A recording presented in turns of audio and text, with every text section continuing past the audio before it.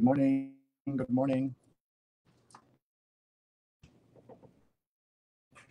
It's time for the New York Times read along. We're delighted that you're all and that we are getting a chance to share and talk about the New York Times. It's a very cool, cold morning, but beautiful. Yesterday, I couldn't see out my window and my balcony, but today, as you can see, downtown New York, the Hudson River, and New Jersey. And as we learned from the musical Lin-Manuel Miranda, everything is legal in New Jersey. And I want to make sure that folks who are watching, want to make sure that anyone who's watching is getting a chance to share this with their friends and family around the world. Please tell us how your morning is going, what you're doing today, how your Sunday is. Some of you are already Sunday evening when you're watching this. We also want our guests to share this on their Facebook live. So our producers, our friends, tell us where you are. Tell us where you're watching from. Jonathan's watching from the East Village. Let's see who else is here. Just say hi. Tell us what you're up to. And if you haven't seen the New York City skyline in a while, look at these really tall buildings. The Empire State Building is shorter than those three buildings that you see up there. And all the way in the distance, you can glimpse the new World Trade Center. Johnny's watching from Italy. Good morning, Johnny. Great to have you. Sorry I missed you on this trip to Rome, but I will be back soon. And Happy New Year to everyone. Let me just flip the camera and say hi. Darshana is watching from Bangalore. She just came back from a protest against the new citizenship bills. And greetings. Thank you all for watching. Please connect with me on Twitter. I'm at Sree. Instagram is SreeNet. And LinkedIn too. We're now live on LinkedIn. This is only the fourth time we've been on LinkedIn. And I want to thank our wonderful executive producer. Oh, there's my son saying hi. He didn't mean to say hi. Jerry's watching from Guatemala City. That's amazing. Krishna, where are you going? I'm going to Chinatown right now. Yeah, he's going to Chinatown to help some folks learn English, right? You're going to English conversation. Is that right? Yeah. That's great. And yes, you can. Mahesh is watching from northeast of UK in Yarm, it says. And Ron, as I name these places, tell us if you've been to them, okay? So have you been to Yarm in England? No, I haven't. No, you haven't. Have you heard of it? Not yet. There you go. How about Paula's in Tallahassee, Florida? I think so. You have? Okay, yeah. Let me sit down with you here. I This is my guest, Ronald. Yes. You're going to hear more about him in a minute, but let's go through Tallahassee, Florida. Tallahassee, Florida, yes, years ago. Okay. Yeah. Paula's our producer, and Paula, she lives there. Yeah, Paula. Thank you for that. East Village. East Village. Of course, you. Who has not? Yeah, visit East Village. Yeah. Yeah. Let's see, Bangalore. Bangalore. Been to Bangalore. You have. Yes, okay. And Diane's watching from Margate, New Jersey. Manhattan skyline looks beautiful. Hanging with family, about to leave to go back to New York. Happy New Year. Near Margate. Driving through. Yeah, exactly. Yeah. And you just came in this morning from Montclair, right? From Verona. Verona, which is Verona. Yeah, which is a town above Montclair. Oh, okay, very good. Akruti is watching from cold Buffalo. Yes, Buffalo I've been to. Yeah, yes. Buffalo is even colder today because they lost in the playoffs yesterday. Oh, so I don't know if you followed. That was a great game. Oh, you saw that? Yeah. And they've got a great young quarterback, yes. So they should be happy. Let's see. Pradnya is watching from Silver Spring outside Washington. Yes, Silver Springs I've been to. Okay, Lauren is watching from Metro Boston. Of course, everybody. Yeah, and thank you all for watching. I also want to thank our supporters and our sponsors at the Bombay Shirt Company, who sponsor my global speaking tour on social media. And that's why I'm wearing one of their shirts. But look at this guy. Look how well he's dressed on a Sunday morning. You got to make sure they see your pocket square. 1 second. I've made contact with Bombay Shirts and DIFC. Yeah, that's right. They're located in DIFC. I mean, this says haven't had time to go by there yet. But you're going to go. I mean, it says something about the world that a shirt company in India can make custom shirts and have a store in Soho and Dubai. Yeah. And DIFC is the Wall Street of Dubai. Is that right? Yeah. Financial Center. Right. And Stefan, who you know well. And Stefan, my man. Yeah, Stefan's watching and listening from Ramsey, New Jersey. Ramsey, yes. You've Been there. You have been there. Been there. All right. And Center Reach, Long Island, Rahadyan's there? Yes, been there. Wow, okay. So let me say hi to Neil Parekh, who is our executive producer and an incredible guy who took this fun, not very serious thing that we're doing, kept it fun, but made it much more vital viewing around the world. We now have thousands of people every year who join us, including this guy who used to watch from a different part of the world every day. And we'll learn why he would be watching one day from Singapore, one day from Hong Kong, one day from Dubai. He'll tell us all those stories. Yeah. And Neil has really made this something. We are now entering our 5th year of doing this. And this is a love letter to print and news and all the stuff that's happening in the world. So important for us to pay attention. Yeah. And thank you all for watching. We also have a whole production team to put this together. Neil's using a tool called StreamYard.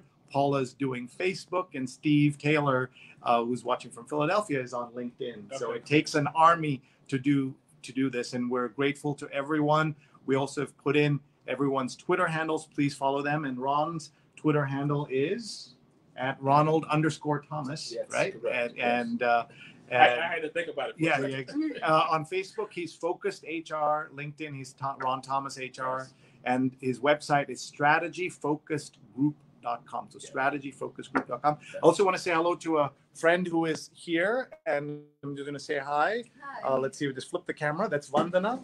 I mean, you're sort of a little backlit, but tell us who you are. And hi, I'm Vandana. I just graduated from grad school and at University of Pennsylvania. At the University of Pennsylvania, and I did history and anthropology, and I'm excited to be here this morning. All right, and you're in Philly, and for the most part, and we have one of our producers, Steve Taylor, lives in Philly, so I hope you will get a chance to say hi to him, and we'll hear also some of her perspectives on what's happening in the news. All right, so let's get started. There's a lot of news to talk about. Ron, tell us first a little bit about yourself and your work and a little bit of your backstory.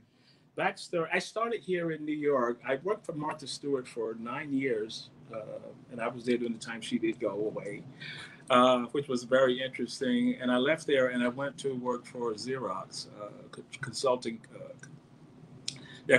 practice. And I came in one day and there was an email from a search firm based in Riyadh, Saudi Arabia, asking me whether I would be interested in moving or applying for a role as Chief Human Resource and Administrative Officer in Riyadh, Saudi Arabia. And my office was on 47th and Park. And I didn't give it a second thought. I said, I'd never really lived as an expat, although I did go to China. I did some work in China back in around 2008, and I was there for a couple of weeks. So I decided to really put everything into it to go for this role. And within a matter of 6 weeks, I was hired, and I left New York and I flew into Saudi, and it was 120 degrees when I got off the flight. And had a driver to pick me up, took me to a 6,000 square foot villa that I lived in by myself. And it was kind of it was 180 degrees from New York City, and I'll just leave it like that. So I stayed there for a little over a year, and there was an opportunity came up for a great place to work. And I pursued that role as CEO for a great place to work based out of their Dubai office. And that's how I was able to transition from Saudi to Dubai. And Dubai led to a host of other opportunities, speaking opportunities. And so what I finally decided to do was to open up my own firm after a year, a little over a year. And that firm is Strategy Focus Group. And I got my business license on a Wednesday. I had projects starting on the Tuesday of the following week, and it hasn't let up. So as I'm listening to the show every week, I'm always in a different city for the most part. And that's because I have clients basically throughout Asia. All of some clients are building up now in Europe and as well as the Middle East. So I travel possibly 3 weeks out of the month.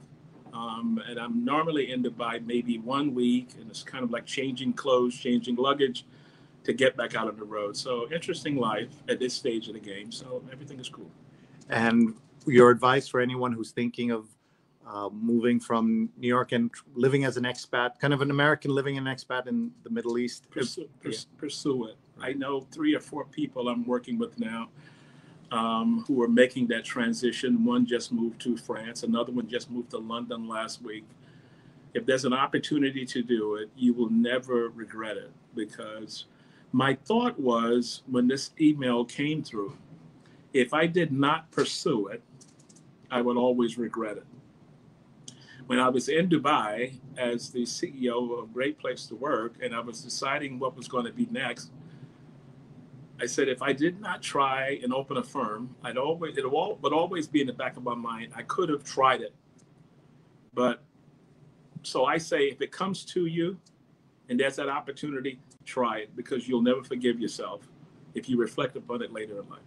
Wow, that's great advice. And you're going to hear a lot of good career advice, because Ron's an expert on many things, including careers and that part of work, part of your of what we do. A couple of notes before we move to the newspapers. Pradnya says, "You're so fancy for a Sunday morning." Well, I've looked at your other guests coming in, and everybody tends to be fancy. I mean, I could have come over in sweats. I came over last Sunday. I was very casual, but I was not going to do this because I know people see, who is this guy always logging in from some part of the world? Right. So I said, well, let me live up to that. I put on a starch shirt and a suit to come over. And it's Sunday, and you're also having people over later, right? Having people over later, yeah. So the party's at his place in Verona, so we're all heading out there after. Yeah. And we're going to be talking about food and travel, and so there's going to be a lot of stuff to talk about. I'm going to give you a chance to get on your phone and make sure you're sharing this on all your platforms, so that you can just hit share so your friends can join us. And everybody, please hit share right now so that everyone can learn from Ron and also look at the news. And we're going to ask Vandana to keep an eye on Twitter. If there are any comments or anything, she's going to jump in as well. And let's look at the news. There's obviously so much happening in the world, and there may be breaking news at any point. By the way, my dad's watching from Kerala in India. Have you been to Kerala in the south? No. So Bangalore is the furthest you've been. I've been to Bangalore, Mumbai, Goa. Nice. So I've been kind of. I go to Mumbai every February because there's a big HR conference there. Nice. Stefan says, strategy focus group is such a strong name. Great branding is everything. Oh, thank you so much. Yeah, is that good? That's a good observation, so people can understand what you do. In fact, when we named our company Digi Mentors, we say everyone needs a digital mentor, and so that's how we came up with that. So being really clear is effective. All right. So Trump's choice of killing stunned defense officials. Call made despite dispute on intelligence that warned of new threats. And this was really the way they've laid it out here. And this is managing your boss. What they often do is they'll put an extreme idea on the list of menu of choices so that your boss picks something, less extreme. Yes. In this case, he picked the most extreme because he was so upset about the what happened in Iraq with the embassy. So he decided to do that. And I think partly he made his presidential campaign hinged a lot on Benghazi. And he wanted to make sure that is not another Benghazi for him. So Iran, divided politically, unites in its hostility toward America. More powers, few limits, and a volatile president. This is kind of captures the kind of overall story of what's happening. Do you worry you're going back into the region tomorrow? I don't give it a second thought. Not the least bit concerned, because it's not really about me.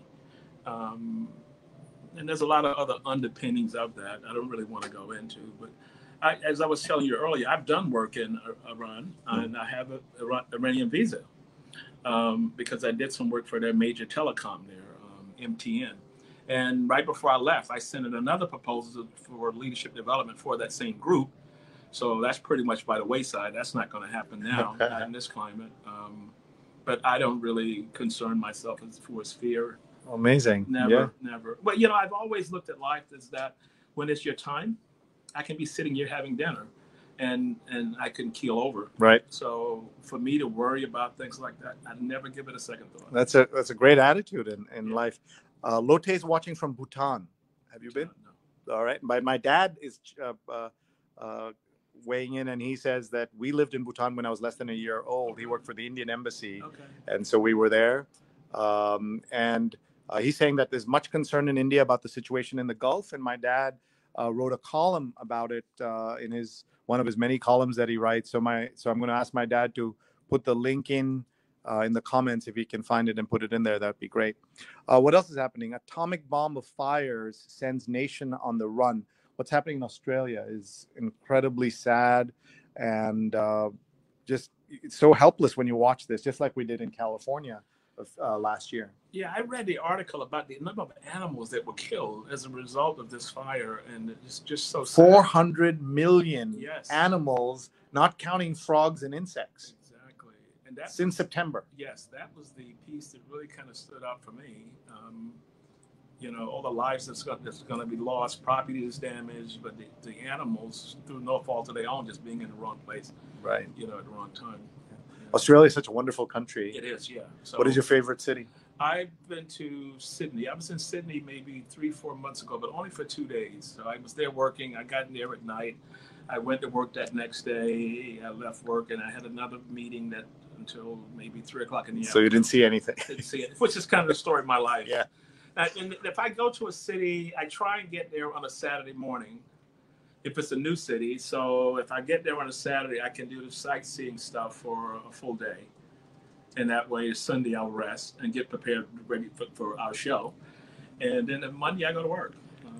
That's great. Jacqueline Monk is watching and says, hello from Queens. Oh, great choice to hear Ron Thomas tell his inspiring story. She and I had breakfast the other morning. Nice. On Friday morning. She's the new managing editor for the Wall Street Journal weekend edition. Nice. Yeah, we have, by the way, part of that over here, the Journal also. And I should tell Jacqueline that we'd love to have her and Matt Murray, the editor-in-chief, do a read along with the Wall Street Journal. We've done the Washington Post, we've done the Globe and Mail, we've done the Bergen Record, and this is the current cover or the next cover? This is the current cover. Nice. See, Jackie, I took pictures of this as we were talking.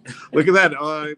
Helping promote it. That's awesome. That's really great. Look at The Rock. Yes. Yeah. That's okay. Let's see what else is happening here. It's Fox News for teenagers in short videos. That's what the world needs more of. More kinds of Fox News. I don't know what the name of this website is. They haven't put it in the first 3 paragraphs that I can see. But Silicon Skyline Tech Hub rises in Manhattan. It used to be called Silicon Alley. And here is Tara is here. She's saying hi to our guest Vandana. Sharon says, what a great perspective, Ron, and realistic approach to life. Sharon Flanagan says that. Cool. So it's and Tara says hello to you. Tara, welcome back. She and my daughter went out for their morning walk. This is you said you're a internet guy, right? You don't get print much because you're traveling so much. You're traveling so much, and even on flights you can always pick up the New York Times, but this may be 10 pages. Right. Yeah, so it's not the international New York Times. International piece. So it's funny because in the airlines, as you load the flight, they still come around with the cart of the newspapers. Yes. And there's kind of a demographic look at it because you'll find that the younger people on the flight will always say no, and the older people will right away they're taking 1, 2, and 3. Right. One from A, one from B, one from C, kind of thing. And the other people are saying no, I have it here. Yeah, I love this little section where they go back in history, and this is on this day in history in 1926. A.E. Lefcourt was 9 years old. He was selling newspapers on a corner of Broadway and 38th Street in front of the Hotel Normandy, and now he owns skyscrapers, including that entire property. So owns the corner where he once sold papers. So that says something about you never know. How to travel sustainably, what to eat. Do you worry about your carbon footprint when you travel? Not really. Okay. I tend to eat at local places. In Asia, you'll always it's about the markets as opposed to the restaurants. So you'll go out and there's a market when they have every possible piece of cuisine from that particular country that's there, and I tend to eat there. I don't really go to restaurants that much when I travel. I try and find out where the food market is, and I go there. Nice, Yeah. nice. And what about all these jet miles you're doing? Is the cost of doing business? It's the cost of doing business. I can't, how else am I going to get from Dubai to Singapore? Right. I mean, I can't do that. So I fly all the time, and to me, flying is peace of mind. That may sound strange, but to me, the comfort zone is going to the airport. Wow. Yeah, getting to go to the airport and see, because I fly out of Dubai and I fly so much, I tend to know the people at the counter. When I get to the flight, sometimes the same flight crew is there. I see the same pilot sometimes. I always get the 5:55 flight, Cathay Pacific, to Hong Kong. And I tend to know people on there. I know people in the lounges. So to me, it's like kind of coming home, an artificial kind of home setting. Oh my God, Yeah. that's so interesting. I bet a lot of people who travel like that have that. I showed someone how much I traveled last 2018. I traveled 250,000 miles, and somebody said, you should worry about your carbon footprint. So I went and looked online. There's something called carbonfund.org where you can actually buy your personal offset.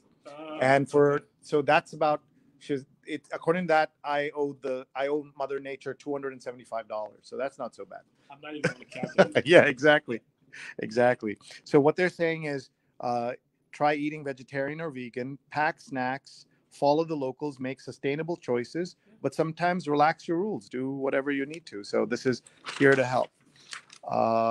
Ex-Fed chair says old methods won't do in downturn. Are you worried that there's going to be a global downturn even before this possible war? There's already a downturn in Dubai. Mm-hmm. My business was formed in Dubai, but I found that the projects were becoming less and less. So what happened as a result, we made a partnership with a firm in Singapore, and that kind of picked up from the loss in Dubai. And there's a lot of companies that have gone out of business, people that, like myself, who started small firms, who really struggle. But my lifeline has been the Asian market, because Dubai has been hit, and it's still going to be hit a lot further in moving forward. And do you still see yourself going to be based out of Dubai for some time? Well, my partners are saying, because I opened an office in Singapore a little over a year ago, and they were saying, why don't you just move to Singapore? I'm not moving. I don't, the hassle of going through all of that. No. So I'll just do the Asia, Dubai, back to New York, kind of triangle. What a triangle. Yeah. I want to mention someone who's very successful, a guy named Ram Charan, Yes. who is a big time guru. He's like Jack Welch's guru. Yes. He doesn't have a fixed address of any kind. He lives in hotels around the world, hasn't had a paid rent or a home in 40, 50 years. He has an assistant who, based in Dallas, who ships and brings back his laundry and does it around the world. There's some kind of arrangement like that. Can you? Yeah, I know quite a few people that do that. Really? Yeah, I know quite a few people. But another buddy of mine does the same thing. He basically gave up his apartment. Right. And wherever he is, until the next project, he stays there. And then he goes to wherever he needs to go beyond that. I know another friend who's very wealthy. When he goes to a tailor, he'll get suits made he gets in triplicates. And he ships them to every location that so that way he doesn't have to travel with luggage. Right. He just goes there and everything is there. I mean, you can do that when you have the kind resources. of resources to do that. Exactly. Yeah. Let's see. U.S. military branches block access to TikTok. You hear a lot about TikTok these days, right? Yeah, I posted on the site. Yeah. Because in Dubai they banned TikTok. Well, a lot of stuff is banned in Dubai. Right. FaceTime is banned in Dubai. WhatsApp calling, Facebook calling. But the business leaders are now saying we need to stop this because these are business tools, specifically Skype. Right. And the gentleman that built the Burj Khalifa gave a big speech here maybe 6 months ago. And he told the rulers that we really need to consider, if you want to see Dubai as the business hub, and then you're blocking Skype. Skype is a business tool, and it has to be considered. But the challenge is that the telecoms are owned by the government. There's Eddie Salat and then there's Stu. They're owned by the government. And 80% of the population is expats, which means people are calling from back to their countries or whatever it is. Once that goes into effect, all that revenue drops from both of those business models. And I think they're trying to figure out how they're going to kind of maintain doing this transition. Right. Yeah. And you're right about the number of expats. It's amazing. Since we have a young person in the room, let's ask her about TikTok. And this is Vandana Mohan, who is joining us here today. She's been tweeting about the show. She's Vandana_Mohan on Twitter. So tell us about TikTok. Is it, what is its context in your life and the life of your peers? It's just really entertaining. It's really fun to watch. I think TikTok is really popular, especially with young people in India, because it's a more accessible app than Instagram or Twitter. So people enjoy it because you can use it to like dance and make videos and play pranks, and it's extremely popular across all socioeconomic backgrounds, which is why it has such a big reach. But why is it bigger? Why did you say it's easier than Instagram? I mean, people are on Instagram. There was Vine before that. There's YouTube. So what makes it about this? Is it the music? It's the DNA music, of it? It's the music. It's that there's a lot of Indian songs, Indian scenes that can be acted out on TikTok, and Instagram sort of is more elite in that way. Okay. And TikTok is far more accessible to people. Yeah, you see farmers and other people Everyone's using it. on TikTok doing fun things. It's also, I think there's a novelty in being able to record yourself and your friends, do something fun, and then post it on the internet, and people see it, and it's a different user experience than something like Instagram. Oh, that's so interesting. So my question would be, and you're a social expert, how could you integrate a TikTok into a business social media strategy? Yeah, I think people are doing that. Yeah, the Washington Post has 2 full-time people doing TikTok. Really? And we should do a read along with them just to understand what they're doing. The Red Cross, International Red Cross, is a whole TikTok strategy and a thing. So I think what it is a way to cut through the noise. And because it's so clever and if done right, I mean, one of the things, by the way, my kids were horrified when I told them that I'm on TikTok. I'm Sree.net on TikTok. I've only done a couple of when your dad joined TikTok, and they said, don't be another Indian dad on TikTok. Don't be another dad on TikTok. And I said, Will Smith is on TikTok, and they said he's a dad, but he said you're no Will Smith. Brutally honest, right? Yeah, exactly. Like, there's my daughter making breakfast. Say hi, Durga. Hi. She has something to tell us later, right? Or do you want to tell us now? Later. All right, she's going to tell us something later. So everybody stay tuned. We also have some great questions coming in. And because of this new system, StreamYard, we're using, we were able to get some questions earlier. So if I miss those questions, I'm going to ask Neil to please throw them back out here. And Ron asked, let's see, Arlene asked a question. She said, thank you for joining the crowd this morning. I'm curious to know, what are some of the challenges of working in Dubai and other countries in terms of time, women in the workplace, work schedules? I've never been, she says. Okay. That was a major challenge in Saudi Arabia, although it's different now because I was just there maybe a month ago and things are different. I was sitting in a hotel lobby and there were women sitting around, women and men sitting around. That may sound strange as why am I saying that? Because years ago you could not do that. If you were sitting in the lobby with a woman, that had to be your wife. So even at conferences, there was one side for female, one side for males. I facilitated sessions there, and the room was basically split, female on one side, men on the other side. All that's changed now with the new leader that's there, and he's kind of opened that up. So now, I was there maybe I think a couple of months ago. Was there for a week, and you see women are driving cars now. That may sound. Every time I say that, it sounds so strange, but you got to realize this was a culture that women weren't allowed to drive. And now they are allowed to drive, and everybody has license, and that's kind of the way that it works. That is the only area that you have those kind of challenges. If you go to Singapore, the demographics are skewed younger for the population there. Hong Kong is the same. So I would say the Middle East, probably Saudi Arabia, was ground zero for the kind of issues you're talking about. But the other the other countries there and regions there, it's the same as any other place. There's no real differentiation. What is Me Too movement in the rest of the world? Has it come to the Middle East? Has there been some reforms? It's been talked about. I think more reforms have come through from the Saudi side, and these kinds of things that have come up. And one discussion, because they had the most to change, right? They have the most to change. Right. Everyone else is pretty much there, and so you got to figure, if you have a population that's been managed by men, and all of a sudden there's a woman who gets that role, how are the men going to feel about having a woman manage them? It sounds so archaic just even talking through this, but that's being dealt with very rigid. If something is done out of place for a worker towards a woman that's a boss, they deal with it right up front because they're saying the culture is going to change and it has to change. Arlene also asks, I'm interested in finding out, how do you position or reframe the value of older, over 50 people in the workplace to management and to colleagues from both an institutional position and from colleague to colleague?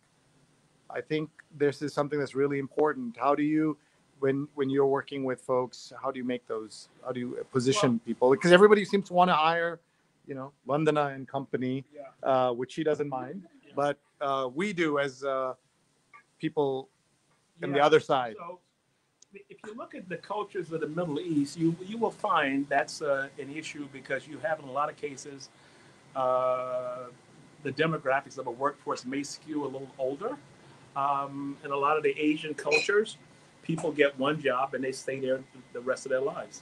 A gentleman told me the other week that he had a retirement party the night before for their employees that had been there for 35 years. No company wants to have that anymore, and it has nothing to do with the DNA of a workforce. It has to do with innovation. It has to do with looking at a new way of thinking, a new way of doing business, questioning the ways that things are being done at this point. And lots of times you may need to bring in people from a different area as it relates to the age piece. But it's a major challenge. It's a major challenge in older cultures. One of the questions I tend to ask people, what's the average age of your workforce? What was the average age of your workforce 5 years ago? Everywhere you look, the average age of a workforce is trending younger. And that's from the U.S. over to any region. This is what's happening today. So it's something that all companies are going to have to deal with. And I think the transition point is going to be from that worker who feels comfortable maybe having someone that could be their daughter or son managing them. That's going to be the challenge. So what is your advice to people who find themselves in either position, managing someone older or being managed by someone younger? Give any person in any given situation, you have to give them a chance.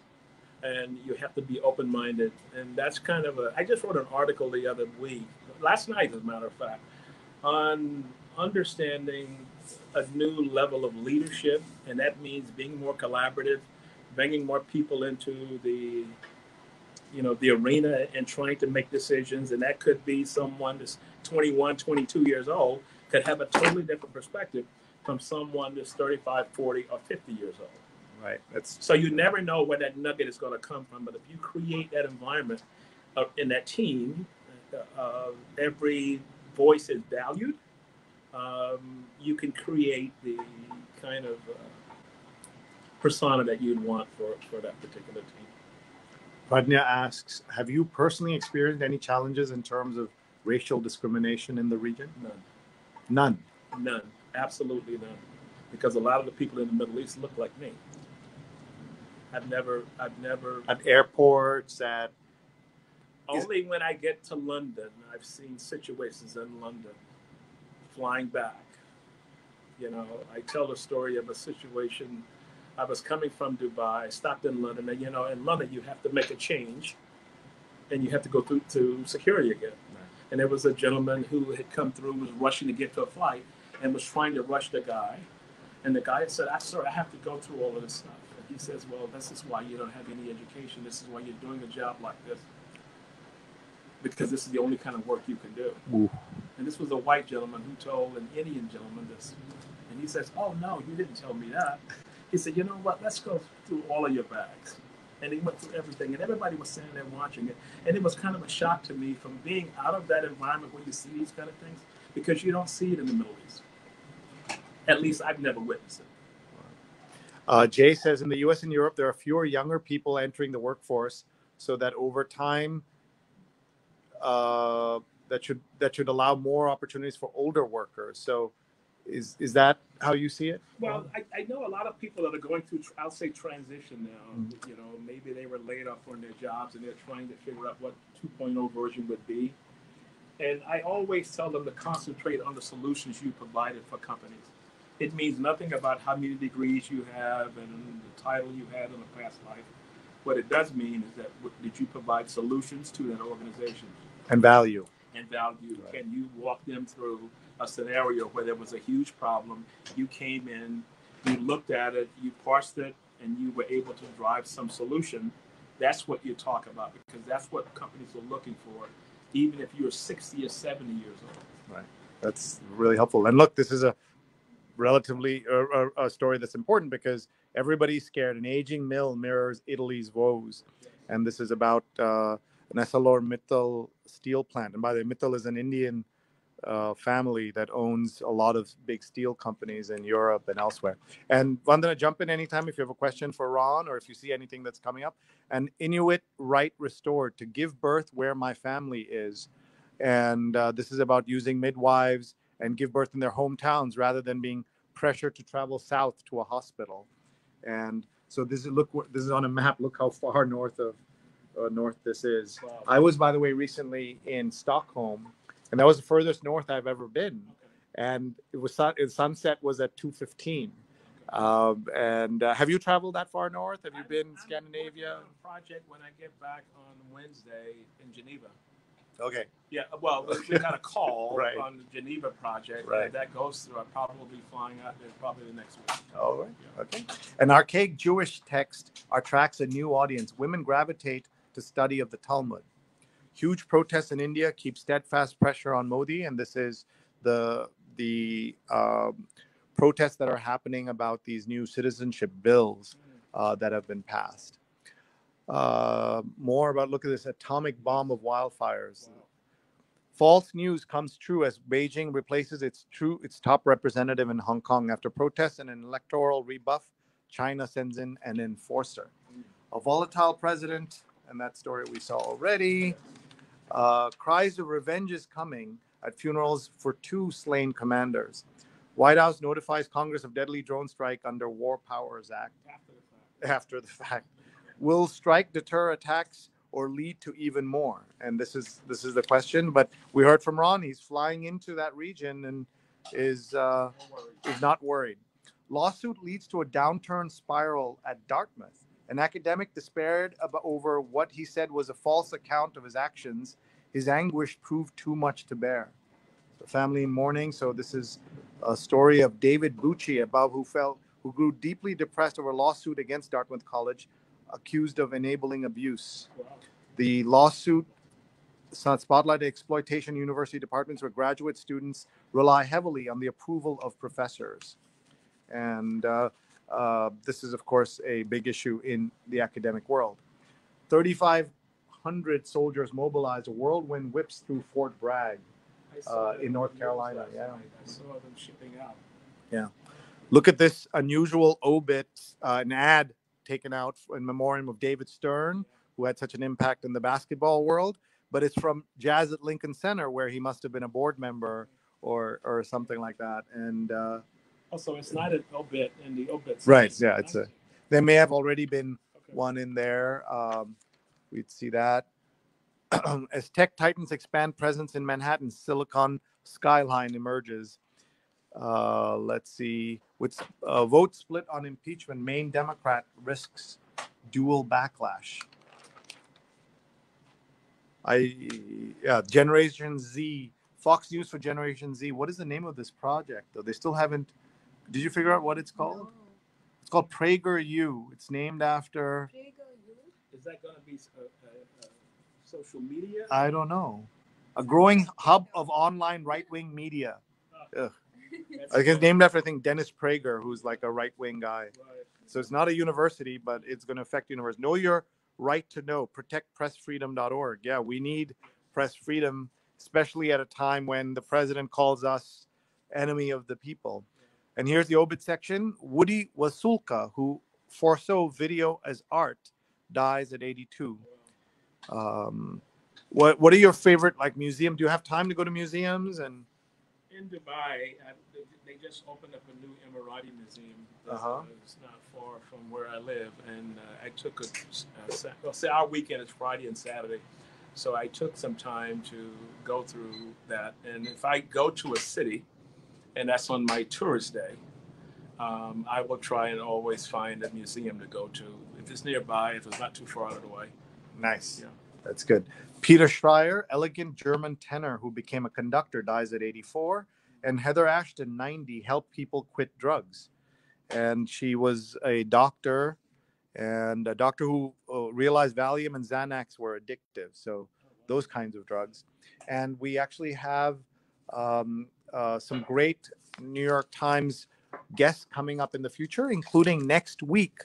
So we want to talk about the travel section. Here it is. The editor of the travel section, Amy Vershup, is going to have us over at her home in New York to talk about the New York Times travel section. And Neil has put up a nice little poster, and Amy Vershup is her name. Follow her on Twitter, folks, at Amy Vershup. And Seb Modak is going to be with her, which is going to be amazing. Seb was the 52 places traveler, Sebastian Modak, and he is going to be with her. So this is his last posting, and then they're going to unveil the 52 places to go in 2020. And Amy's going to talk about that this week. So it's very exciting. It's on Sunday. Please join us. I'm unfortunately going to be traveling, but Neil's going to come up from Washington and interview Amy. It's going to be amazing. So everybody, please tune in 8:30 a.m. Sunday next week. It's going to be amazing. That must have been a nice project to work on. Oh yeah, of course. Oh my God. Yeah, you probably go to 52 places. Yeah, exactly. What's the most special place you've ever traveled? You know, I tend to like Kuala Lumpur. Really? Yeah, people say, "Oh my God, I thought you would have said Singapore or some other city." I like Kuala Lumpur because it reminds me a lot of New York. You know, with the old New York, the alleyways and public transportation is great. I tend to feel like a local there. I know a lot of people there, so I would say of all the places, I look forward to going to KL. All right, that's kind of my. We asked all our guests that, and no one said that yet. So that's great. A new art museum adds to Sarasota's cultural heritage. A compelling argument for a place in Paris. Yeah. So there are a lot of places to eat there. Well, what are your favorite travel gadgets, or do you have like a bag that you like? What do you give us some travel hacks? Okay, I have gone through so much luggage, and I was 2-3 trips, beautiful suitcase, the wheels would fall off. So I decided to invest in a good set of luggage, and I bought 2 Rimowa. How do you spell that? Rimowa. Okay. Extremely expensive. Right, I've not even heard of it. It's a different world. And I've had it now for over a year. Nothing. One handle came off. I took it to their store, and within an hour they fixed it. You have lifetime guarantee. Yeah, my dad always says that it's better to invest in things that instead of like having it. 4 or 5 of them die on you. Exactly. You got to invest that way. Yeah, and I picked up that from buying these cords, the charger cords. You know, you buy the cheap ones. Yes. And they last you maybe a month. So I just go to Apple and buy them when I see an Apple store. That way I'll have them. The original, yeah. So Rimowa is my luggage of choice. My travel app, I use TripIt. Yeah, I love because it reads my emails and it puts in the gate numbers and all those kinds of things. When I get off the flight, it tells me where my luggage is. I tend to check everything. I don't want to carry anything on the flight but my briefcase.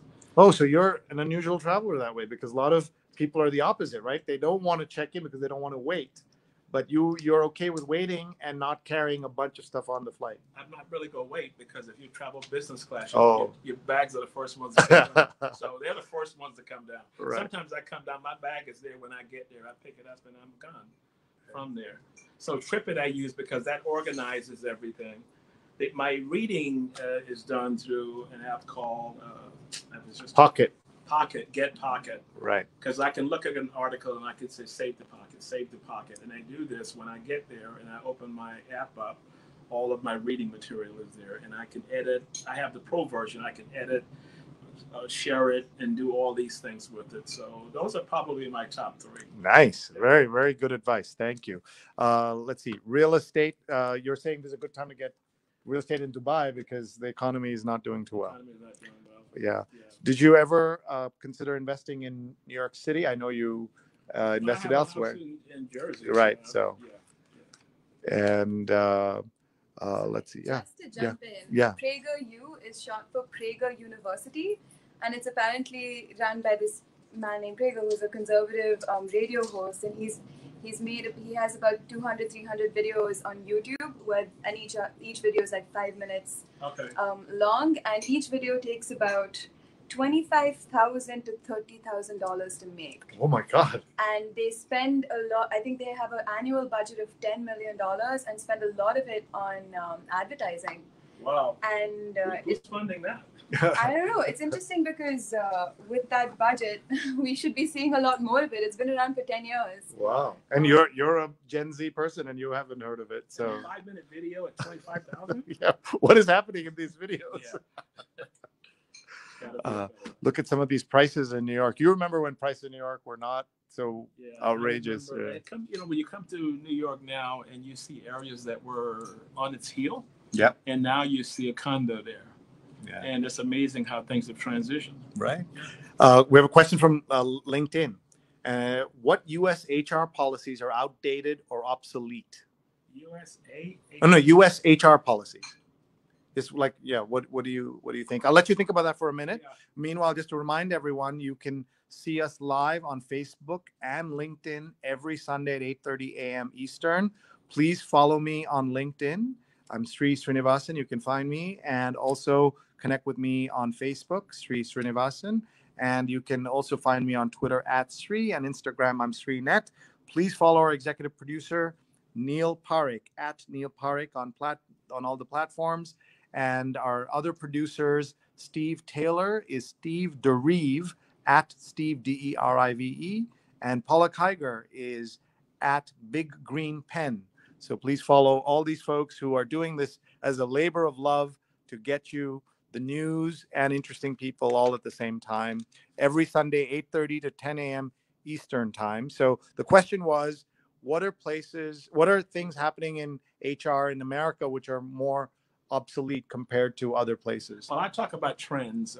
Workforce flexibility is probably number one.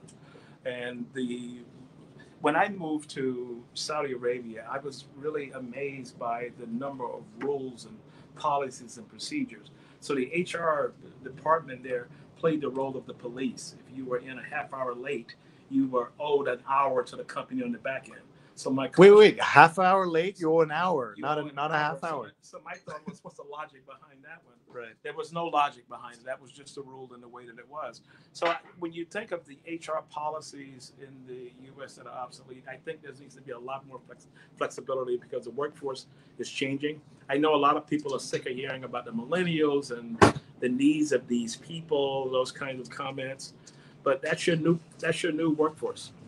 The same as if you had clients and your clients' tastes change, you would adapt to that. Yeah, you don't expect them to change, right? You have to change with that. So the policies has to have more flexibility, and you must listen to people. I'm always amazed by HR groups that will try and design an HR initiative for a workforce, and they never talk to the workforce. They design what I call by conference room. All the HR people get into the room and say, here's what we're going to do. This will work. Here's how we're going to do it. And they don't take change into consideration, the change process into consideration. They don't take the audience that's going to be impacted, whether they have gotten input from them. So I would say a little more collaborative in the initiatives that you have. test those from time to time, look at the metrics, how is it being used, who's using it, who's not using it, and kind of take a business approach to human resources. Business approach. I like that. The question was from Christopher Fields on LinkedIn. Chris Fields, that's my friend. Oh, nice. Resume expert. Resume expert. All right. Chris, also, everyone, please join us on our closed Facebook group called Sree's Advanced Social, Sree apostrophe S Advanced Social, a good place for you to learn, as I do every day, from amazing folks around the world. Very high signal to noise ratio. Horses and historic sites abound in this town, Bedminster, New Jersey, one of the homes of President Trump. It's about 44 miles out of New York City. Have you been to Bedminster? No, I haven't been to Bedminster, but I grew up in the South Carolina, and we had a horse growing up. Yeah, but during that era, you could have a horse and live in town. You didn't have to live on a farm. But that's changed now. You can't have a horse and live in town. You can have chickens, but you can't have a rooster. All those kinds of things came about. But that's a good pet to have, a horse, because a lot of responsibility goes with a horse. It's not like a dog. They have to be fed.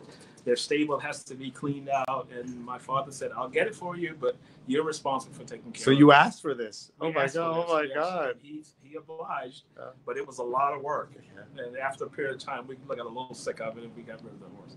Oh. Danielle says, good morning from Southern Maine. Have you been? Bar Harbor. Bar Harbor. Years ago. Okay. Carla's tuning in from New Jersey. Tell us about your dad. My dad was a small businessman in Marion, South Carolina, owned a taxi company, amazing gentleman. When I look back at leaders and I think of people that I learned from, I would say he was number one. I look forward to him coming home at night, sitting in his easy chair and just talking about life. And I was kind of like a sponge. I just took it all in. My other brothers would say, yeah, he's just on a rampage again about something. But I always listened to what he was saying. I always listened to his insight. Not a lot of education. I think he quit school in like 8th grade or whatever it is because of family circumstances, but he was very successful. And I just learned so much from him. And even to this day, I think about some of the sayings that he kind of, talked about. You dig the well before you need the water. All these kinds of little things. And I think about, so yeah, he always would say these kinds of things. So he was kind of is, and still always will be my hero as it relates to business. And your mom? My mom was a housewife. She baked every day. She baked every day. So every day you came home, there was baked cookies, there was pies, cakes. Oh my God, that's yeah. So we never had a Nabisco product in our home.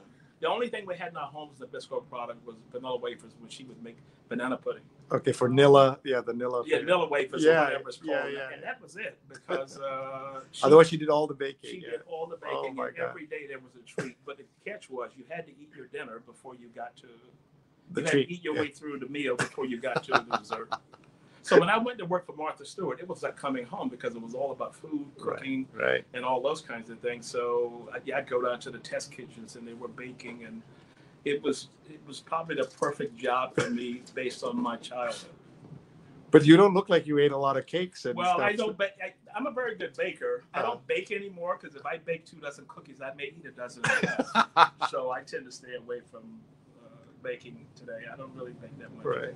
And what about exercise? I'm a gym rat every morning. Every morning? Every morning, if I'm in town. If I'm not in town, I'm using the hotel gym. I do something. I walk a lot. I have this app that I use, and my goal is 10,000 steps per day. That's right. That's mine too. Yeah. Yeah. So some days I make it, some days I don't. And sometimes you do double that, right? Sometimes in Singapore the other week I did 20,000. Nice. Because I walked every place. That's 10 miles. Yes. Almost 20 kilometers. Yes. That's amazing. Yeah. What do you do in the gym?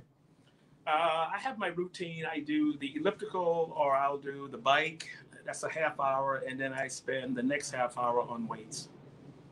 Upper body for the most part. And that's important, right? People don't focus on that. Yeah. Well, see, this is another thing that, my father always said, that the older you get, the less you eat and the more you exercise. But he was overweight, but it was his way of looking at it. And it makes sense. So I don't eat as much, like the meals and whatnot. I'm just going to nibble kind of thing. don't do a lot of it. And I try and do more exercise. All right. Well, we've got to get back to the paper. Okay. You're so interesting, but we got to get to the paper.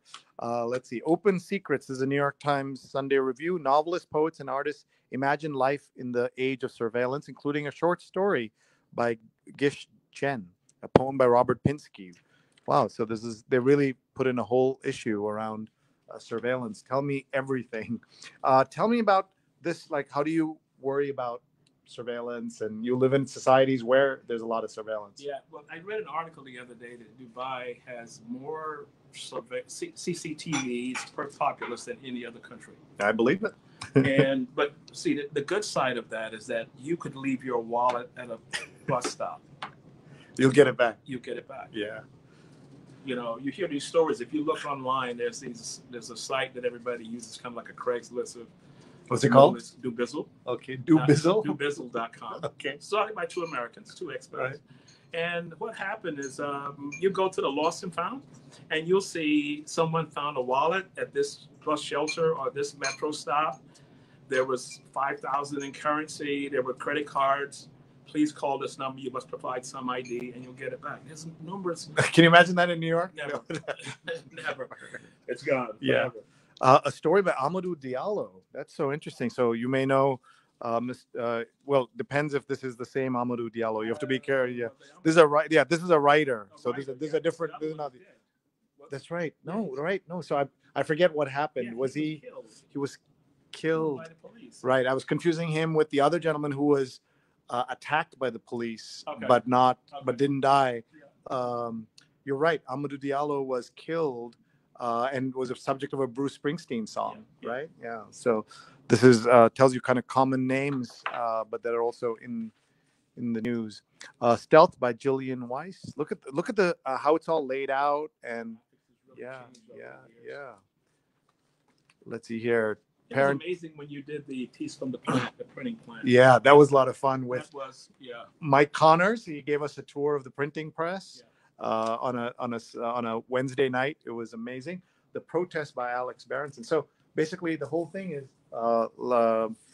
dedicated to surveillance. So check that out online, folks. I'm sure Neil's posting the links on Facebook. And my daughter wants to share something fun that she's working on. Yeah. So actually this Friday. Who are you? I'm Durga. I'm his daughter, as you just said.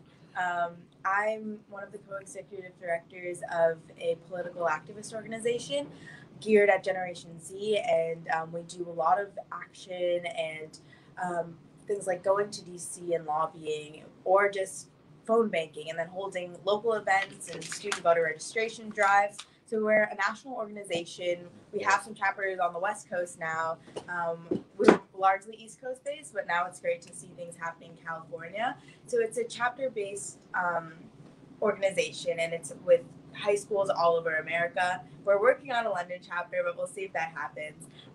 And it's named for the Gen Z, right? Generation Z. Yeah. It's a Coalition Z, it's called. Mm-hmm. And I mean, if you want to learn anything more, our website is coalitionz.org.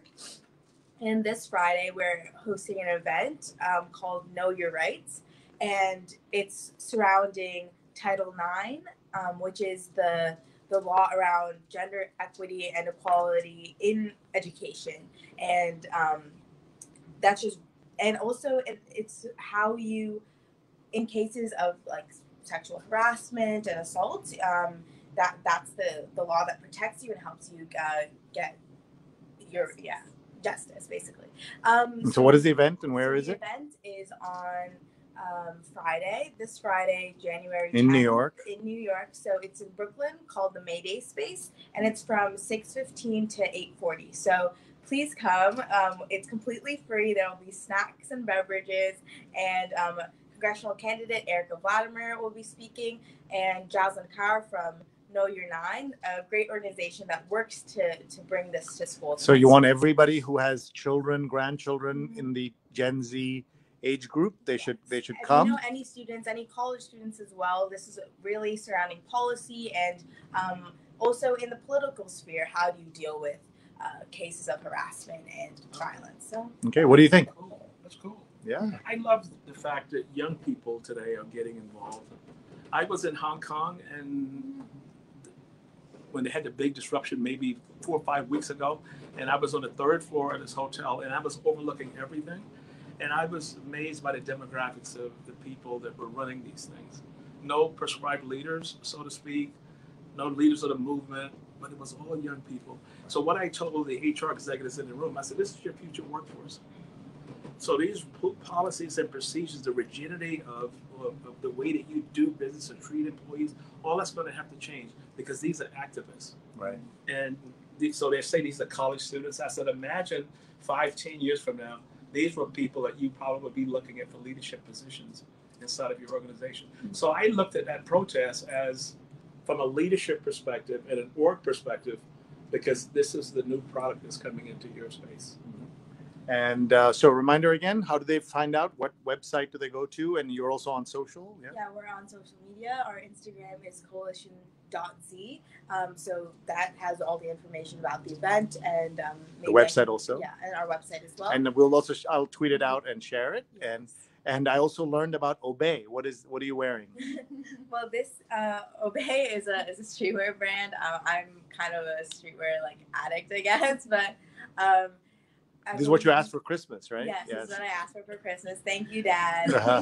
Thanks to my mom, really. But yeah, it's streetwear, and I think he did a lot of protest artwork, and a lot of it goes to charity, I believe. I'm not 100% sure, but the person who did a lot of the art at the beginning was a really huge activist. All right, let's see. Vandana has anything to add to what she just heard about? Or... Yeah, I mean, I've heard of Obey. I don't own any of their clothes, but I was thinking about how young people today really are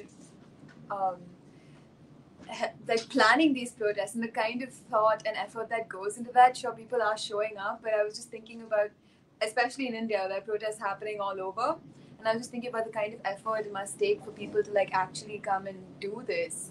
And I was do you plan? Are you part of the planning committee? Yeah, so I mean, we do pretty much all of the planning, and we have a board under us that works on social media and publicity. I mean, but a lot of it is, so we have no adults in the organization, so it's a lot of us doing almost everything. But I mean, one of the things that kind of scares me about youth activism is at least in America right now, the trendiness of it has kind of succeeded with Trump being in office so long. It's like we've all almost become very complacent with his policies, and yes, I love the climate movement, and I'm so happy that there's a lot of energy behind that. But after the climate march, how much people do, and there are a lot of people organizing around that, but there's still a lot of attention is getting diverted, and it's honestly, it can be so hard to get people to actually go out and do things sometimes. I agree. Mm-hmm. It ends up being a lot of the few people who actually are passionate about it, and then the people who a lot of our chapters have kind of succeeded and stopped. So it's work, right? You have to get. But it is a lot of work, and I wish we could spur the same sort of passion. Hopefully, the 2020 election will do that. I'm really hoping, but. I mean, there's sort of complacency now when things don't affect you personally. People don't see the true effects, things going on at the border, but also within New York City, in our subway stations. But people sort of refuse to acknowledge or take action. So. Okay. Well, good luck with. But if you know anyone who's interested in joining, go to our website, and if they want to actually get involved in youth activism, they can start a chapter, and we'll work with them on hosting events at their school, student voter registration drives to give back to the people and things like that. So, all right. Thank you. Thank you. All right, let's get to. So I had a question as it relates to that. So I think he has a question. How could someone like me or someone in the audience get involved that may be geographically in a different region? Well, what we did for our last event, it was Meet Your Representatives Town Hall, was we had a GoFundMe. Okay. So just donating resources to us is really helpful because it helps us bring in people and actually get the spaces, because New York City spaces are so expensive. I can only imagine. It was so if anyone can donate space, that's useful. And also telling everybody because you have lots of friends in New York and other places. What I see with these movements is that even if you are not the demographic that they're aimed at, you know people who are or who know people who are in that demographic. So all of us can help. And Debbie says, great activism, Durga. Thank you. And we'll tell young relatives. Lovely. Thank All you. right. And Okay. there's also, I mean, I know you don't have the time for this, but there's like volunteering, which is like when we send out actions and phone banking and canvassing in your area. That's always helpful, but obviously, I know you won't have time for that. But no, but you said you have a GoFundMe page. Mm-hmm. Okay. Yeah. So Right. And is that linked? Is it linked? Is it linked on their website? There is one on our website, but I think the Facebook link has gotten more attention, so maybe I can. Yeah. All right. Thank you so much. Thank you. All right. Pete Buttigieg and the 1%. The candidate has drawn criticism for raising funds from the rich and famous, a group he cautiously courts. Have you ever been in a wine cave? No, I saw the discussion on the wine cave and I was really perplexed. Why is that an issue? Right. But anyway, someone had a great line on Wait, Don't Tell Me. Pete Siegel, the host, said, oh, this is what Democrats are best at, whining and caving in. Yes. So let's see. Oh, look who's in this photograph. There's Anna Wintour and Jordan Roth and Richie Jackson and Tiffany Haddish are all in one picture. Okay. So that's an astrologer from the internet era. Chani Nicholas fuses astrology with social consciousness. You must have noticed how much astrology there is in the Indian community as you kind of travel and see a lot of people believe in that. You know, I had lunch yesterday with a friend of mine who's a high-powered attorney in New Jersey, and she was telling me about what her astrologist was saying, and I was like, okay. Yeah, people want some, like extra help from other So places. my thing was, you come to me, I'll give you all of that. you just give me the money. Yeah, exactly.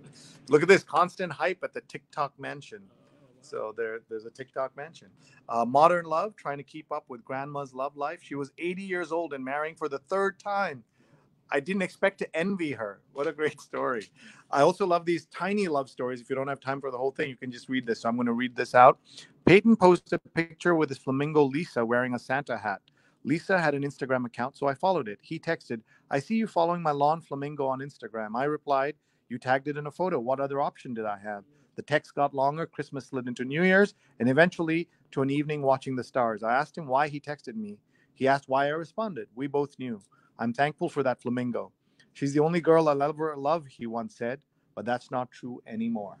Lovely little story. And there's the tiny, lovely a picture of his plastic flamingo. In case you're wondering, it is plastic. So let's see. So I'm going to ask you, this is the social cues section where there's an etiquette question. There's no right or wrong answer. We're going to read the question and then you're going to answer and then we're going to see what they said. This is Philip Galans, who's a great fun guy. Okay, where was my invitation? We received a Christmas card from friends we've known since the 70s. It included the usual photos and update, but also a glowing description of an elegant retirement party for the wife earlier in the year. My husband and I were not invited. We didn't even know about it. Now I feel hurt to have been excluded. Was the card tacky or am I being too sensitive? We now go to our expert on social etiquette. If I were in that situation, I would just ask them why I was not included. You would ask? I would ask. I said, we missed it. Why did we miss it? Okay. Because there's a chance you missed the invitation. Yeah. Right? There's a chance they sent it. Always. Could have been in spam or whatever it was. So I would ask them, when was it? How was it? Right.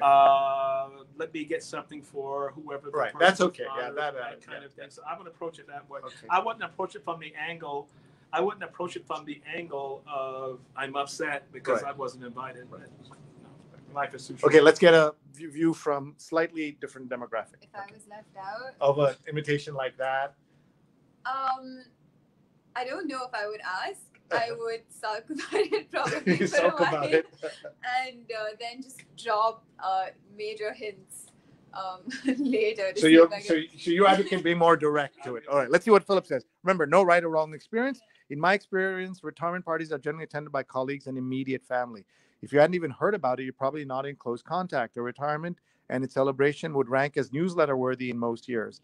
But if you're old enough to have been friends in the 70s, you're old enough to know we can't all be invited to everything. So that's kind of interesting.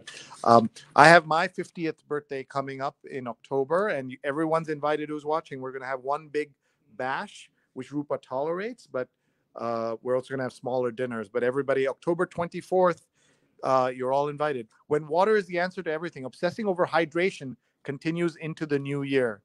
The best-selling bottled water, private label or generic brand. Are you a water guzzler? There's a lot of discussion around water in the Middle East, because when you go out to dinner, a bottle of water, which is a normal bottle of water you get from a 7-Eleven, if you order that water, first of all, it's not free, and that water may cost you 12 dirhams, which is about $4. Ooh, okay. Yeah. So people tend to bring in their own water when they come to restaurants to eat. Really? Yeah, and the thought is, I don't mind being charged for things, but water? Right. A small bottle of water that I can buy for 99 cents, and you're going to charge me $3, $4, $5 for? So that's kind of my thought on that. But I do drink a lot of water. Water and milk. A love so persistent, they had to marry twice. They divorced after 37 years together, but the breakup wouldn't hold. What do you think of that? No comment. No comment. All right, I understand. Yeah. After 20 years, always finding reasons to celebrate. Oh, there's a Indian guy here. Jennifer and Charnpal Singh Gill sort of skipped their last wedding anniversary. Frankly, I can't believe it's been 20 years. It doesn't feel like 20 years. It feels very fresh and new. Very nice. New Jersey couple and all these. So one of the things that's changed in this is that we now have mixed race couples that was not that common in the wedding section, and they also have same-sex couples. So that's always awesome to see. They've also democratized the kind of families they had in here. They used to always have only the upper 1%. Yeah. But here I see at least 2 Indians here, Peckham Pal and Supriya Menon. Oh, there's a Menon here. So has that been discussed? Has there been anything written as to how that transition came about? Or I don't know. I'm sure this is studied very closely, maybe closer than any other page of the New York Times. But we've definitely seen that, and it's probably editors change and things like that. Want to do a time check? We have about 15 minutes, and business. Since you're our business guy, Ken. Yeah. Okay, and look what they've done with the design. It's great. The deputy editor of business, Kevin McKenna, sat in this chair and read with us. Can Sweet Greens scale up? The chain that made salad chic, modular, and ecologically conscious is dreaming much bigger. Do you have this in the Middle East? No. Sweet Green? Not yet. But you have a lot of other brands there. YouTube satirist has Saudi's strict attention. Let's see. Let's go in. The case of hijacked pastries. There's a story about a manager who's a nightmare. And name anything that exhibits the worst of bad management. She's done it, including presenting my ideas brazenly of her own. She recently took a box of pastries. What do you do with a tough boss? It's very easy to think about colleagues and other things, but what is your advice for? So there's an exercise. I just did a leadership development workshop in China, Macau, for one of the casinos. And one of the exercises we do is around that. The exercise is good boss, bad boss. Good boss, what made that boss great? What are your learnings from that particular boss? Bad boss, what made him horrible? What did you learn from them? And we use it as a kind of a discussion, what to do, what not to do. And the ending of the learning that comes from that is that, are you creating a good boss scenario for the people that work for you? Or are you creating the boss from hell? And it's more about reflection as to who you are as a person, the way that you interact with people, the way that you sense what's going on, hyper-awareness of what's going on in your team. So we use a scenario like that from a bad boss perspective and a good boss.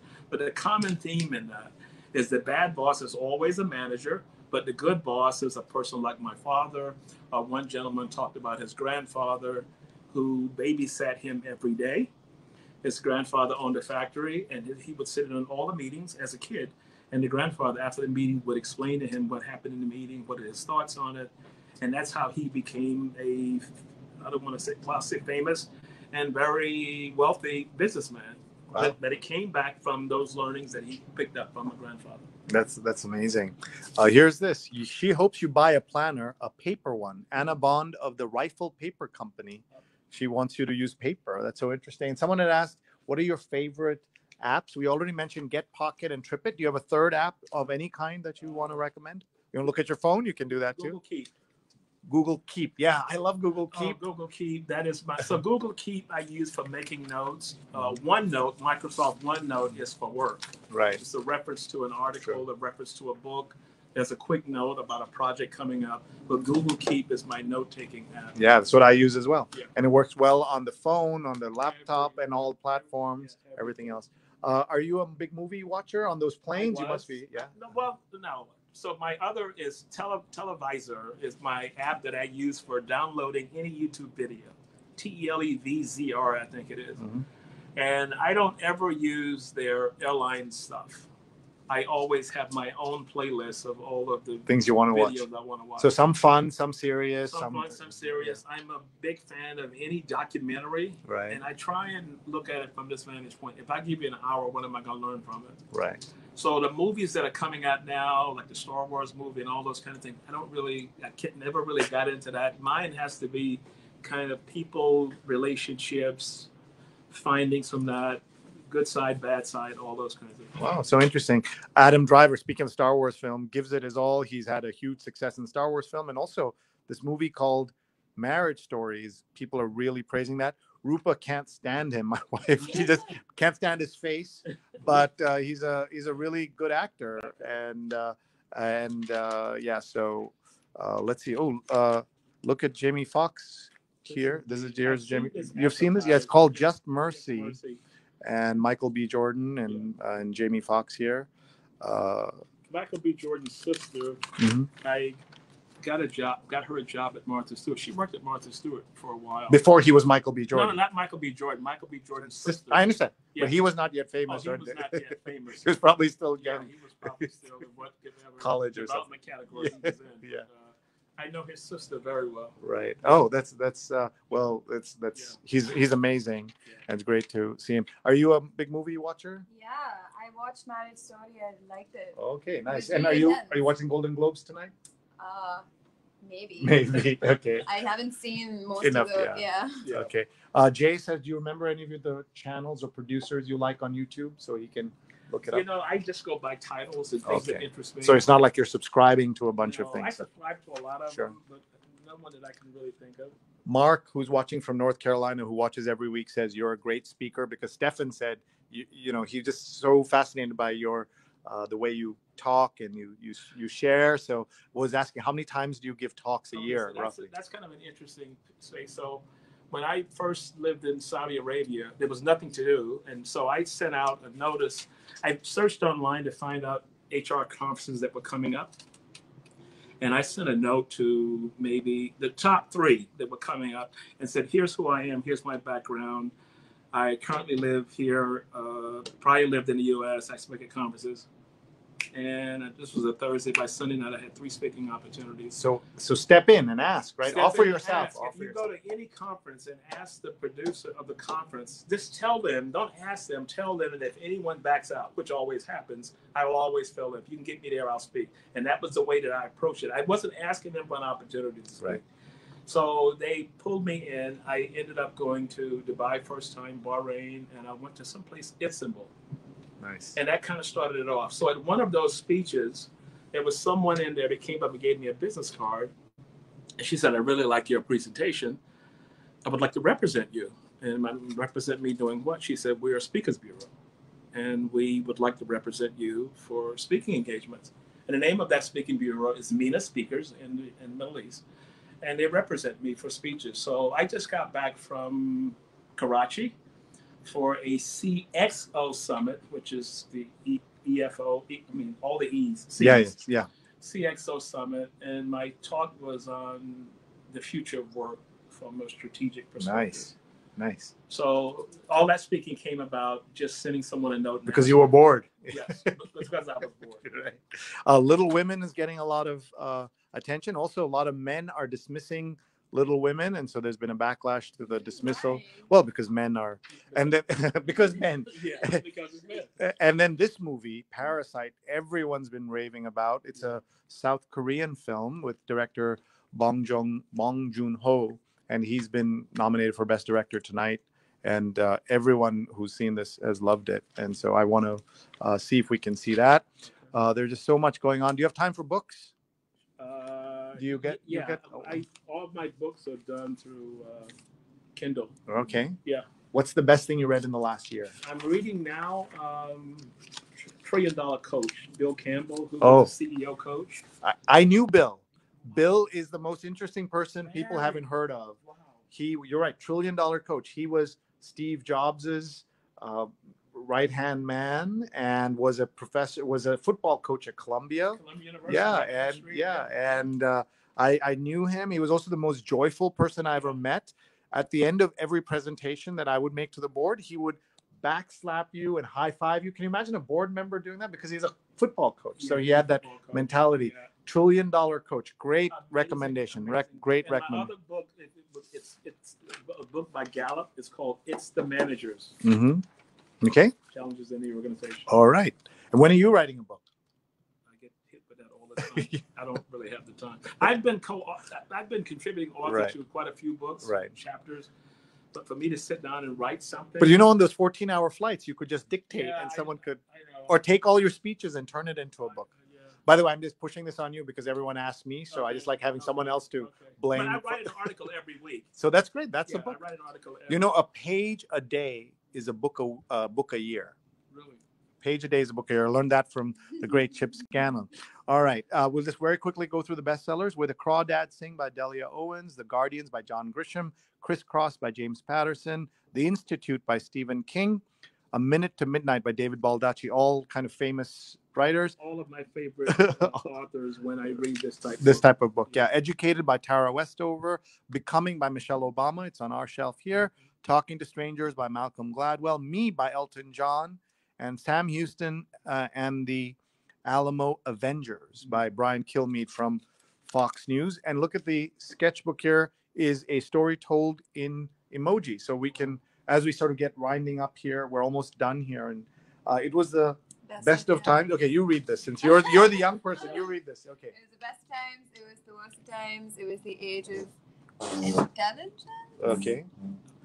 So I think they've just taken the opening of A Tale of Two Cities and just put that there. So you have to have the exact words. You would have to see it. I use this on some of my presentations. Right. Yeah. And so that's always true, isn't it? Yeah.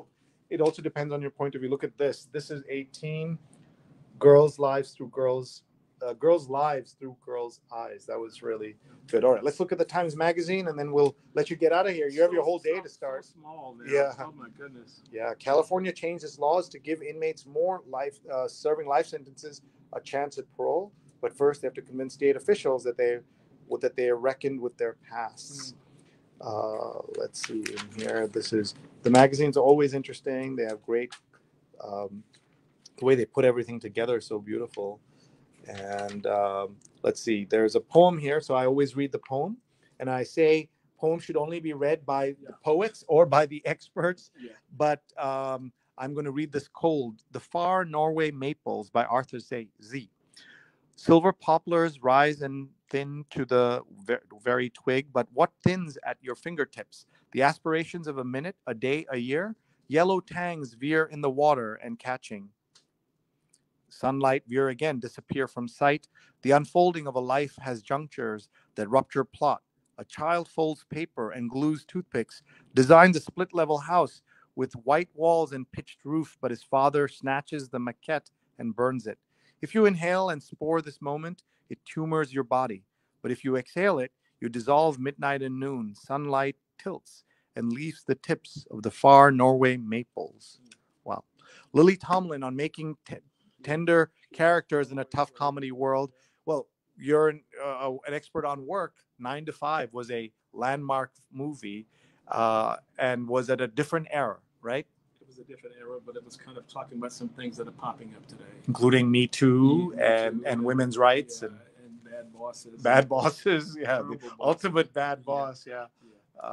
And she's in a show now with Jane Fonda called Frankie and Grace. Oh, wow. Which is very popular. Do you do your healthcare in the Middle East, or do you do it in the U.S.? In the Middle East, your health insurance, you can have it based in Middle East or in Middle East only, or you could have it on Middle East and USA, which is extremely expensive if the USA is thrown into it. but mine covers Middle East, Asia, Europe. Okay. Ethicist question, Kwame Anthony Apaya. Someone asks, my husband and I have been friends with another couple for many years. We've spent vacations together as well as holidays. My friend and I are very close, like sisters. Recently, a mutual acquaintance who knows my friend's husband told me that he'd been cheating on my friend and on and off for years with someone who worked with him. I know if I reveal this information, my friend will take their child and leave her husband. Do I sit on this information or pretend the affair isn't happening? Or do I tell her? Let's expand this a little more to just generally, what is our obligation for relationships of various kinds, not just kind of marriages? What is your advice? You've seen the world. I would not venture there. Really? No, I wouldn't venture there because I wouldn't want them to maybe break up, and they could always point back to me as being root cause. Right. Because I was the one that brought it to fruition. Right. So I would stay away from it. Right. You know? Even if you're sisters, even if you're that close. Well, yeah, it would depend upon the situation, Right. the level of the different levels. And some people don't want to know, right? They don't Yeah. want to be told. Yeah. Yeah. But if Well, let's get another perspective here. Let's ask. What is? It depends on how close I am to the person. Yeah. I would either go to the guilty party and be like, "Hey, I found out." So you think that's better? Go to the guilty party First, Oh, and then okay. I be didn't even like, think of "Are you that. going to talk to your partner about it?" Yeah. Because it doesn't sit comfortably with me, and give Right. them a chance to. Okay. That's solve an it. interesting That's a good approach. Yeah, that's a good approach. Okay, how to talk to someone with Alzheimer's. When we were growing up, this wasn't something we talked about. I think autism and Alzheimer's Yeah. were not, even if they were not as, maybe they were there, but they were not things we talked about. I Right? think it was there, but we didn't really understand it the way that we understand it now. Right. One of the things I find here, watching TV, is that, and you don't really see a lot of ads on TV in the Middle East or in Asia.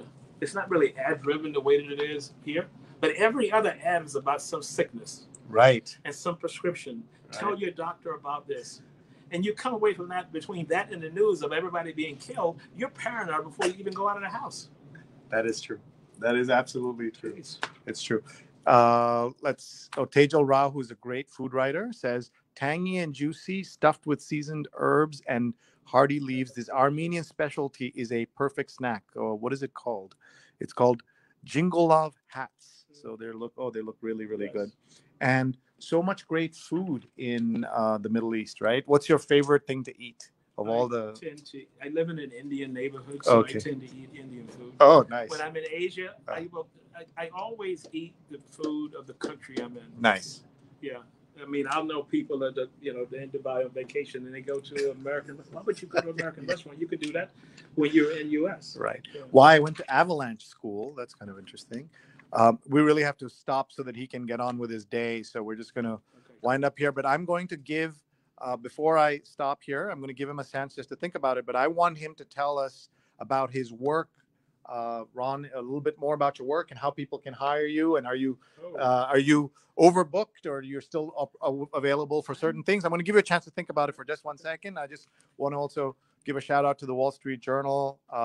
We're hoping to do a Wall Street Journal read along one of these days. We've done Washington Post, New York Times, of course, every Sunday, and the Wall Street. We've done the Globe and Mail in Toronto, as well as the Bergen Record. But we'd love to do the Journal. And now that your friend Jacqueline's the managing editor of the magazine, would like to do that. And look at this: the challenges that working mothers still face. In her final article, after 3 decades on the beat, Sue Schellenberger looks at what's changed and what hasn't for women trying to manage office and home lives. Isn't that fascinating that in 30 years we've made a lot of progress, but in some ways we still haven't? Sue is a wonderful writer. She's written 1,000 columns for the Wall Street Journal on work and family, and she is terrific. Ideas for balancing work and family only help if they reach more working parents. So with that, we're going to turn the camera over to Ron and. Well, I'm based in Dubai and Singapore. My work is basically evolves around leadership development, organizational dysfunction. There's a lot of that. And if you read the book, It's the Managers, it talks about that, working with teams to get them to be more effective. So that's what I tend to do. I have a list of fairly large clients in the Middle East, a lot of major brands I don't want to mention, but we do a lot of work with these people.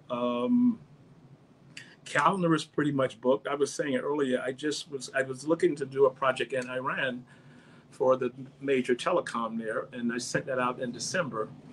And so I know that's pretty much dead in the works. Mr. Trump had other plans. Yeah, because probably it would be difficult for me to even get a visa going in there because my visa's expired. And you have an American passport, of course. Yeah, American passport. So there may be some restrictions there. So that's kind of the areas that I work in. I tend to stay in the Asia region the vast majority of the time. I do have a project coming up.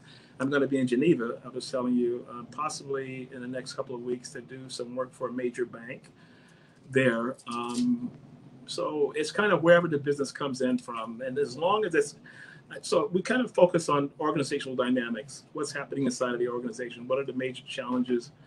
What are you trying to get done that you're not getting done? What are some causes of that? And we dig down deep and we go through our process to come up with some possible solutions. And we build you for it. Yeah, so even if I can't afford you to come in and do a full project for my company, I could hire you to come and speak for a day, or you have that speaker bureau. I have the speaker bureau, Yeah. And if somebody contacts me offline, if it's a nonprofit, I would for the most part do it for nothing. Wow. Depending if it's in the Middle East and I can get there by or Europe. But if I got to fly in, then that's on them, right? That's on them. Yeah. And how do people find you? StrategyFocusGroup.com. My email address is ron.thomas@strategyfocusgroup.com. Great. I'm on Facebook. Yeah. I'm on Twitter. I'm on LinkedIn. Right. Matter of fact, I have a project coming up in 2020. I'm working with LinkedIn in Dubai. And I'm going to be their leadership, I don't want to say expert, leadership podcast that we're going to be creating. Nice. Yeah, so I don't know whether we're going to do a monthly run or how it's going to be set up, but I had that meeting the day before I left and we kind of got that squared away. Nice. Well, this is so exciting to see all the stuff you're doing. And folks, as you can see, he travels the world. So even if you can't hire him, you can invite him out to dinner. And you have to take him to a market, not to a restaurant. Exactly. And Ron, I'm so grateful that you're here in person. And we first met when you spoke at my conference, Social Media Weekend, in 2011. It was 2011. Yeah, wow. So that's a long time ago. Yeah. And we had a party here. Yeah, and we had a party here. But thank you so much for being part of our social media community, the New York Times Read Along. And we appreciate you very much and just want to wish you the very best in everything you're doing, and being an inspiration for those of us who sometimes don't like to venture out too much. You've shown that you can try anything. You can try anything, right? Give us a couple of more of your sayings, maybe that you help people understand the world. You're in charge of you, and everyone has to always think about what's the next version of you. What's 2.0 version of you? Don't wait till something happens to you, right? Yeah, start thinking about it now. And kind of formulating something. What's going to happen after this goes away? Because it will go. It will go away. Yeah, there's nothing. You're not going to stay in any place 35 years. So forget about that. Right. By the way, I haven't had a chance to read all the comments, but I want you to go back, make time today, and just read the comments when you're sitting on the plane. Everyone says how great you are, and how you inspired, and how much you've inspired all of them. It's so cool. Okay. So thank you for doing that. But make sure you read. I want you to read it. And you're in charge of you is a good saying for all of us to know. And we wish you the very best and hope you'll come back again and join us at some point. And I'm just going to say goodbye to everybody. But if you'll just stick around for a minute, you can start packing up as you do that. Vandana, do you want to just say goodbye? Bye. And you're in the market for media-related work, freelance or full-time? Yes, freelance or full-time. I'm in the US for another year. I just want to pull you out so that you can be come in the sun a little bit. Yeah. Okay. Yeah. No, that's good. Yeah. Yeah, I've work authorization for a year, so I'm open to anything, exploring all opportunities. Okay. Good. I'm on Twitter at Vandana_Menon. All right. And you did some tweeting so people can go back and read your writing on deadline. Yeah. And you just shot some pictures and stuff, and you can send them into Neil as well. So thanks very much. Appreciate your time today. Yeah. And just want to say goodbye to everybody. Thanks so much for watching. I want to really, really thank our incredible team that pulls this together. For those of you who have saw the production values now are so good. I'm now the weakest portion of this using this camera, because Neil and Steve and Paula, all as a labor of love, are putting this together every week. Thank you so much to them. Next week, we're going to have the incredible Amy Vershup, the travel editor of the New York Times, is going to be doing the read along with us as they discuss the 52 weeks, 52 places to go in 2020. And last year's 52 places traveler, Seb Modak, is going to be on the show. I'm so upset to miss it, but I'll be logging in from India. Neil's going to come in for this. Follow Amy and Seb and Neil and Steve Taylor and Big Green Pen, Paula Kiger. Everybody takes so much effort to make all of this happen. We're so grateful to all of you for watching wherever you are in the world. Every Sunday, 8:30 a.m. Eastern Time. Tell your friends, tell your family. We're on LinkedIn and on Facebook every Sunday. Thank you very much. Looking forward to hearing from you. My email is sree@sree.net, and my Twitter is @Sree, and SreeNet on Instagram. And if we aren't connected on LinkedIn, let's connect right away. Thanks very much, everybody. I'm going to let Neil end the show because he's now got control.